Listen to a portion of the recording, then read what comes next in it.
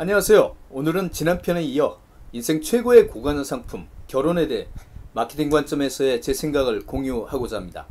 마케팅에서 기업은 고객을 일회지향적인 거래 대상이 아닌 지속적 관계를 유지하는 파트너 관점에서 봅니다.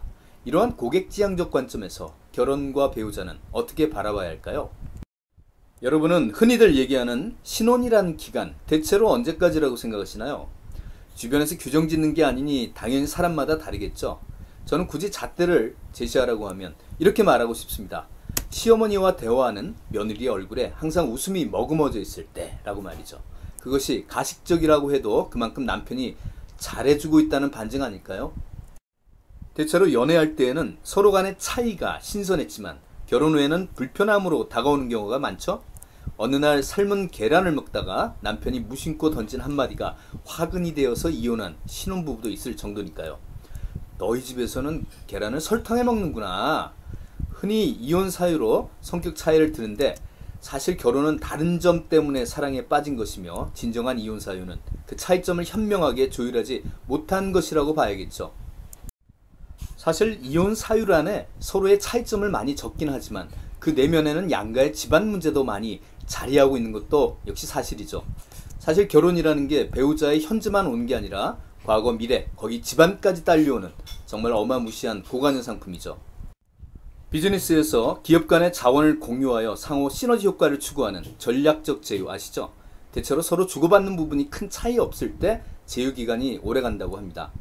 만약 격차가 존재할 경우에도 제휴가 유지된다면 그것은 한쪽이 종속되어 가는 경우라고 할 수 있습니다.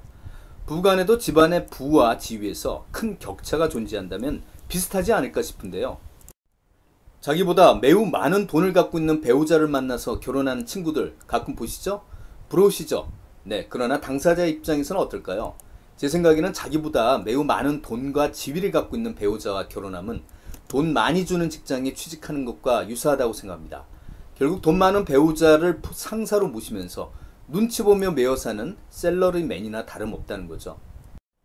남녀 간의 사회 경제적 지위 차이가 불균형했던 과거, 남자는 외모와 생활력 있는 여자를, 그리고 여자는 경제력 있는 남자를 찾는 상호 보완의 의미가 있었습니다. 그러나 이제 어떤가요? 상황이 다르죠? 남자에겐 외모가 좋은 여성을 찾는 비용이 줄어들고 여자, 요새는 골드미스라고 하죠? 네, 이런 분들에겐 경제력 있는 남자를 찾을 필요성이 줄어들면서 그만큼 결혼 동기가 감소하고 있는 게 현실입니다. 이제 남자들이 경제력 있는 연상의 여자를 찾고 여자들이 매력 있는 연하의 남자를 찾기도 합니다. 이제는 상호 전략적 제휴의 명분이 뚜렷해지는 것 같습니다. 여러분은 결혼 반지를 약지에 끼는 이유 혹시 아시나요?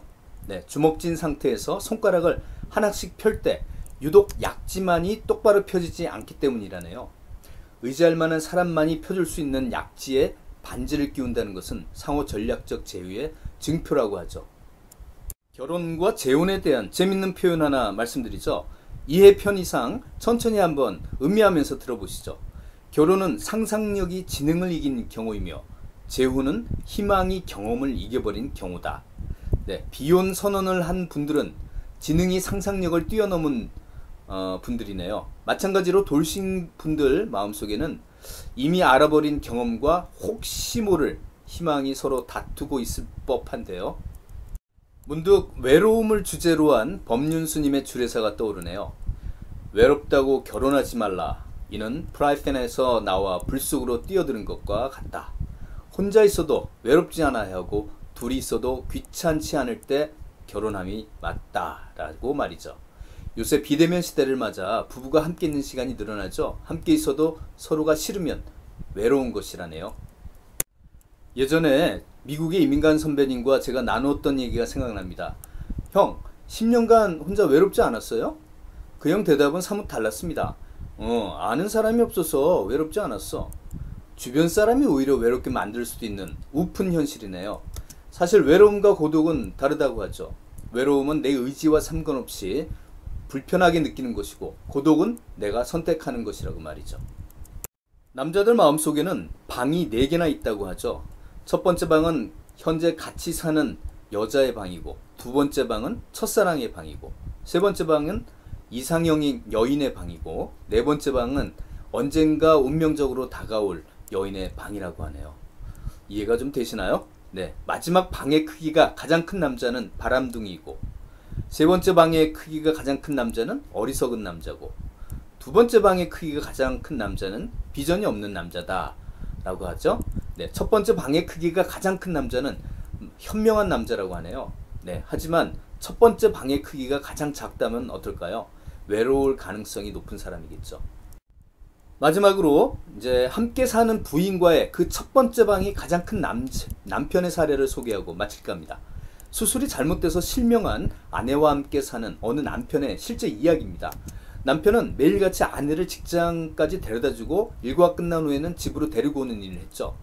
근데 어느 날 갑자기 남편이 아내에게 이제 직장이 서로 너무 멀기에 혼자 출근하라고 얘기했습니다. 이 말에 아내는 너무 섭섭해했고 남편이 그런 말을 한 것에 배신감까지 느꼈죠. 그리고는 이를 악물고 다음날부터 혼자 출근했습니다.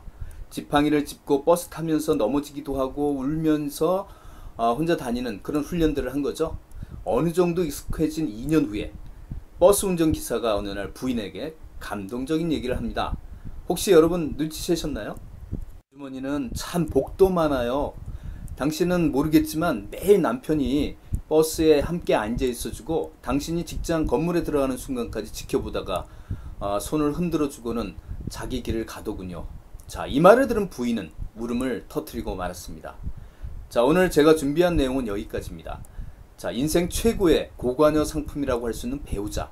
물론 반품과 환불 그리고 재구입도 되긴 하지만 지불해야 될 시간과 금전적, 육체적, 정신적인 기회비용이 꽤 많은 법이죠.